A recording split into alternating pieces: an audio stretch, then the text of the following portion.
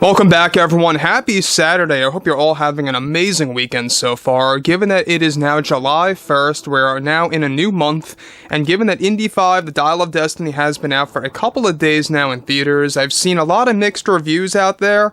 A lot of people feeling that this movie is downright depressing and very boring and well too drawn out, with a lot of missing thrills and magic like the original three have.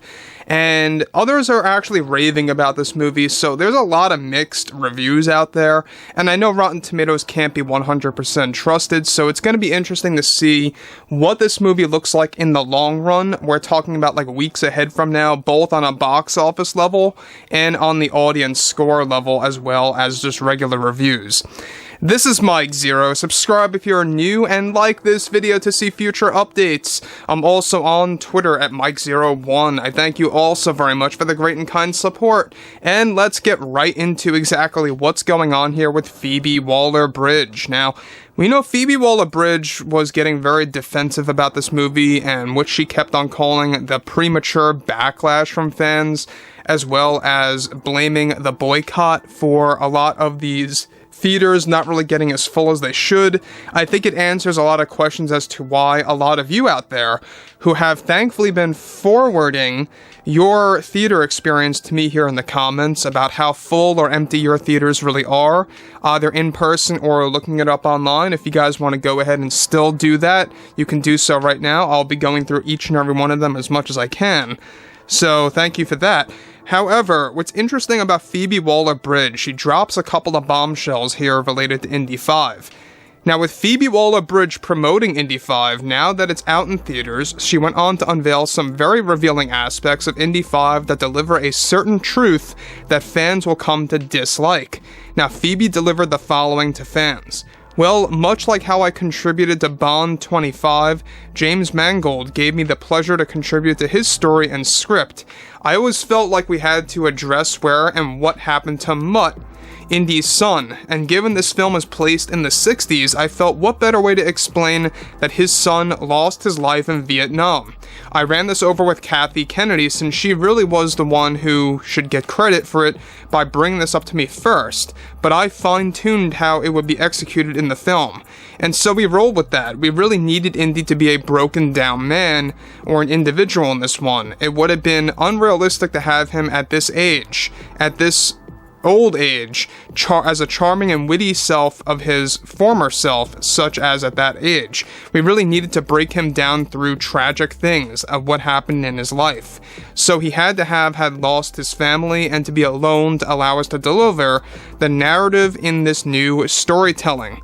So guys, let me pause here quick. Again, basically what she is saying matches up with what all of you guys have said to me. And with what I feel about this movie is that Indy really is the Jake Skywalker of Indiana Jones. And if you guys don't get what I'm talking about, by the way, Mark Hamill kind of dubbed his character that because he was not his Luke Skywalker, basically. He views him as a different character almost. So basically, to put it short, Luke was a broken man, and here Indy is a broken man. And look, this is like a common trend now by Disney and Lucasfilm, is that your iconic heroes that come back are either deadbeats or are broken men, or who just refuse to accept reality or anything like that. And that's really what was told in Star Wars and now Indiana Jones, all with Luke, Han Solo, and Indiana. All three big pop culture icons that got that treatment. Did we see this happen to Leia? No, doesn't that like kind of give you a little bit of a wake-up call, right?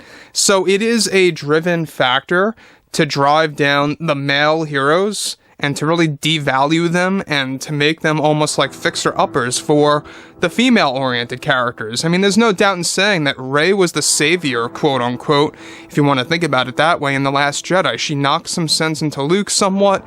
She allows him to seek out Yoda and, well, not necessarily seek him out, but he gets, curious and reconnects with the Force. So we could see how it is all connected, and this is all Kathy Kennedy / Phoebe Waller-Bridge driven nonsense.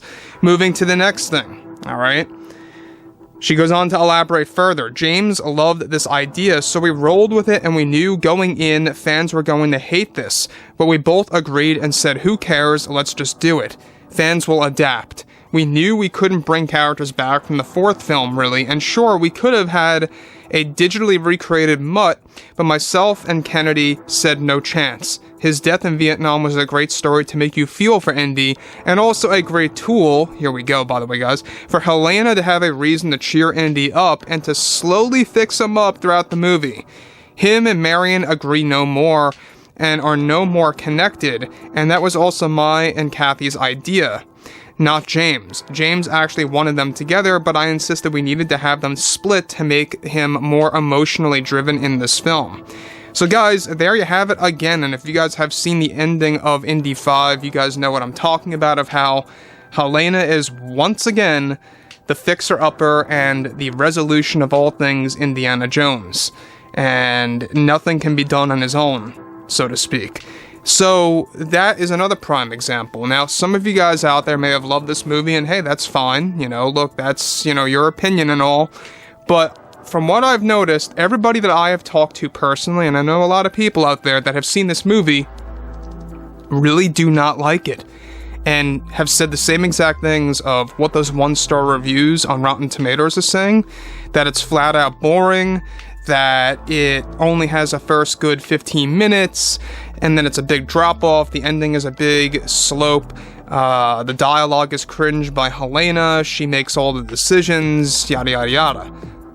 Everybody that I have talked to that are either casual fans of Indiana or hardcore fans of the franchise have hated this movie, so I really don't know where all these positives are coming from that are like 5-star reviews and like 99% loving this movie. So, I mean, it's really hard to pinpoint where this stands.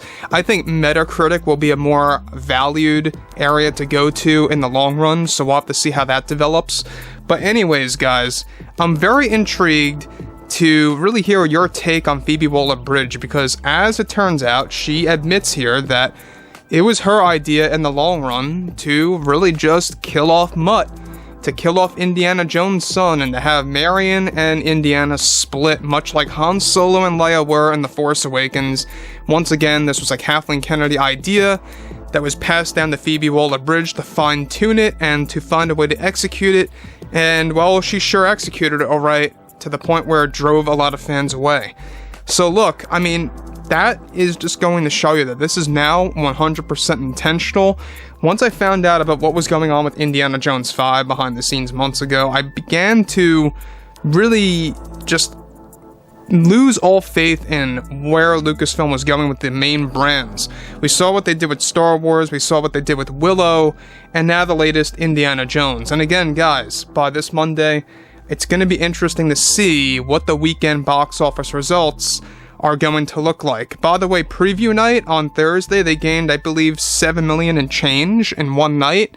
So that might give you an idea of where this movie's heading for the weekend. So overall, I would love to hear your take on this below in the comments. And if you guys did enjoy the content for today, make sure to drop a thumbs up on this video to support the channel. And I will catch you guys next time.